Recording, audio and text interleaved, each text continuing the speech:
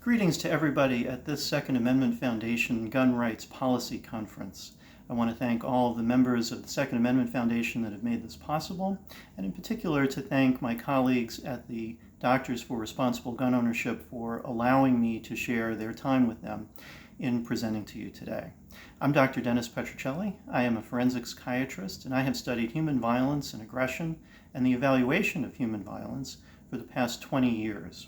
Today I want to focus on red flag laws, and in particular I'd like to make the point that the due process deficiencies of red flag laws are very likely the least problematic parts of them.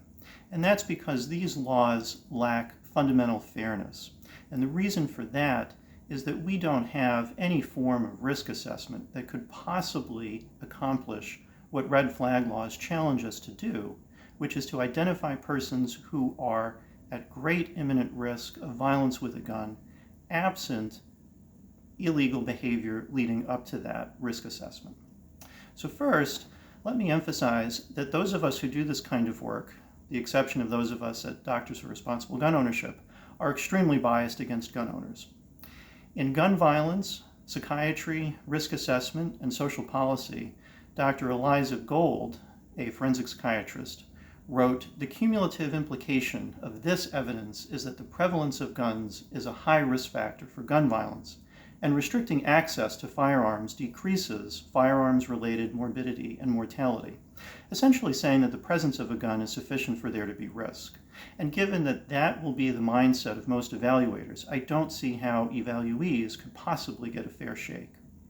Continuing along the line of bias, it should be noted that most systems of risk assessment inadequately document those factors about people that mitigate risk. So forensic psychiatrists are very good at coming up with lists of aspects of a person's past or current behavior or thinking that predisposes them to violence. We're much less able to identify those factors that mitigate that risk. And therefore, when an assessment is done, it's very, very difficult for the evaluee to possibly come out looking not at risk. If we consider then the assessment tools that we have, what we find is that they are entirely lacking given the challenges posed to them. In Hilliard and Heinz's review of the Virginia Beach shooting, where a former employee entered an area of employment that was gun-free for employees only and killed 12 former colleagues, their review showed that even if Virginia Beach had implemented a threat assessment team using the best technology that could be made available to them through, for example, the TAPS Act, this individual, despite the fact they had access to an enormous amount of data, posthumously of course, would not have risen to the level of concern, which shows that trying to anticipate and predict these events is virtually impossible.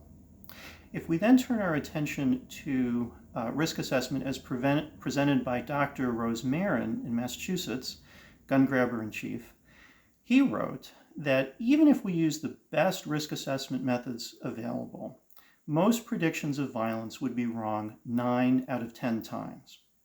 If we took that statistical analysis and we applied it to concealed carry permit holders, who, according to John Lott, commit 2.4 gun crimes per 100,000 permittees, we would find that under the best of circumstances, 5% of them would be wrongly predicted to commit violence.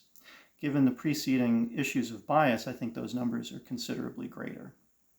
Given all of this data, my conclusion is that instead of trying to predict extraordinarily rare events with technology that is wholly inadequate to the task, it is far better to eliminate gun-free zones. And remember, the first rule of gun safety is to keep your guns.